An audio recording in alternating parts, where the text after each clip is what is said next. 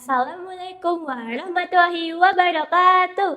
Halo teman-teman SMP, selamat datang di podcast sekolah kita.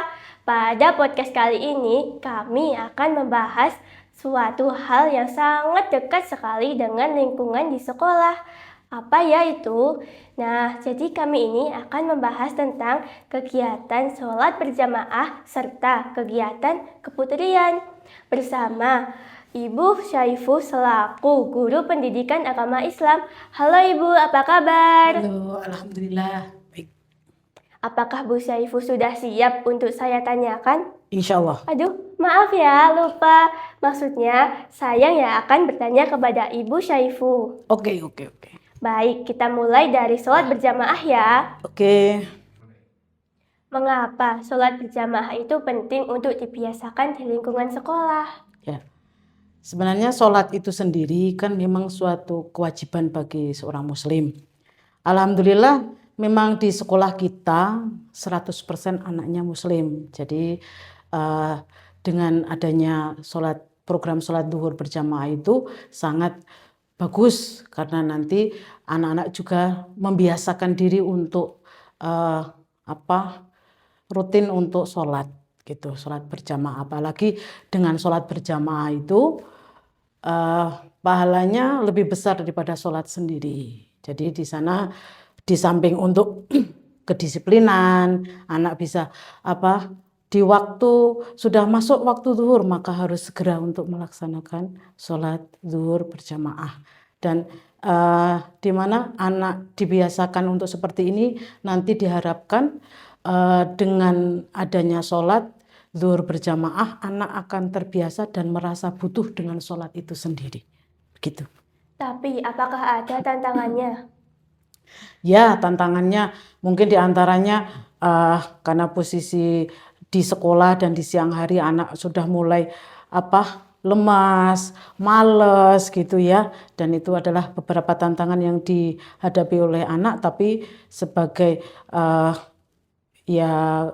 guru dan juga warga sekolah, bagaimana caranya agar sholat zuhur berjamaah atau sholat berjamaah ini tetap bisa dilakukan dan menjadi kebiasaan yang baik di sekolah kita. Aku rasa sih jawabannya udah tepat ya teman-teman. Jadi kita lanjut ke pertanyaan nomor 2 aja. Apa sih manfaat sholat berjamaah bagi siswa SMP itu?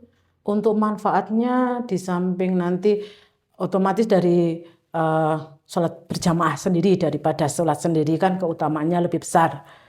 Karena di hadis Bukhari disebutkan Rasulullah bersabda bahwa sholat berjamaah itu lebih utama dari sholat sendiri dengan 27 derajat. Seperti itu.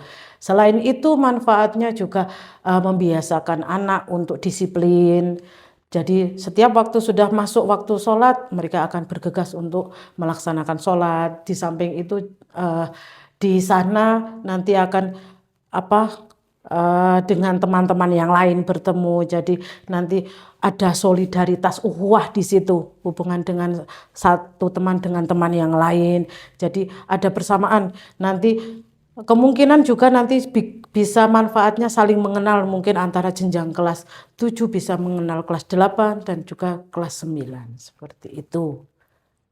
Baiklah, apakah teman-teman sudah cukup dengan apa yang sudah Bu Saifu jawab? Kalau buat aku sih udah ya, jadi kita lanjut aja tentang kegiatan keputrian.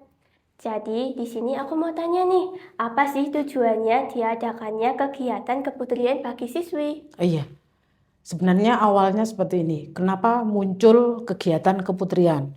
Awalnya karena program sholat zuhur berjamaah kan sudah dilaksanakan. Iya. Kemudian di sholat berjamaah itu ada kondisi di mana seorang siswa putri itu kan ada juga yang ternyata sedang menemui tamu bulanannya atau haid itu. Jadi mereka yang mengalami haid ini maka tidak bisa melaksanakan sholat berjamaah di masjid. Maka untuk kita mengcover ataupun membuat ada kegiatan untuk anak-anak yang mengalami ataupun yang sedang haid ini, maka kita buat kegiatan keputrian itu sendiri. Jadi di sela-sela yang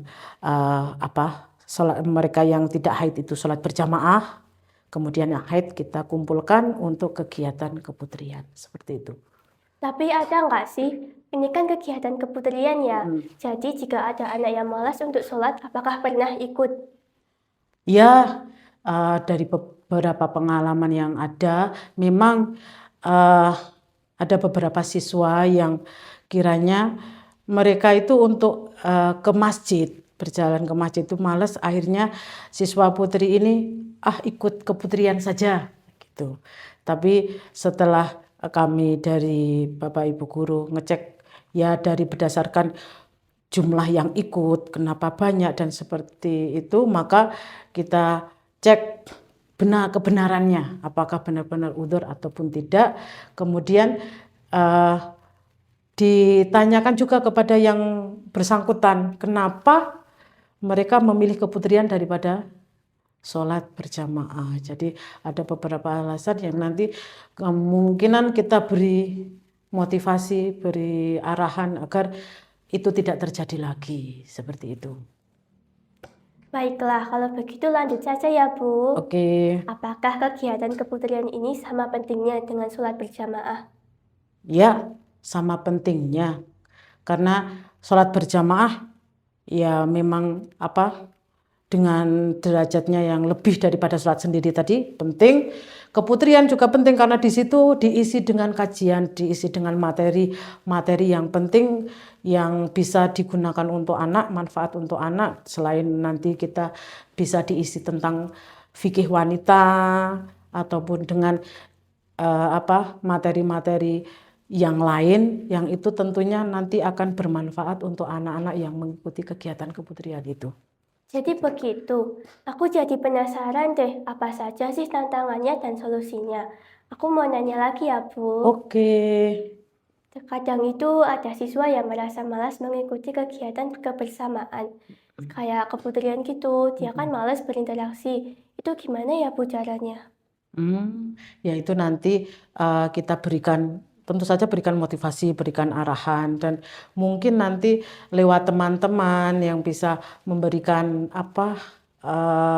ajakan untuk bisa agar ikut kegiatan yang ada di sekolah.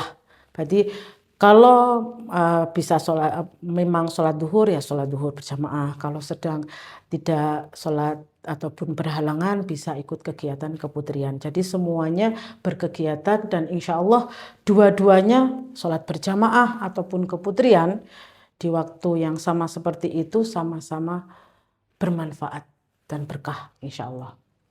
Tuh teman-teman dengerin ya, guru-guru seperti Bu Syaifu ini banyak sekali memberikan motivasi agar kalian semua ini dapat mengikuti kegiatan yang bersama-sama seperti keputrian dan sholat berjamaah. Jangan malas-malas lagi ya.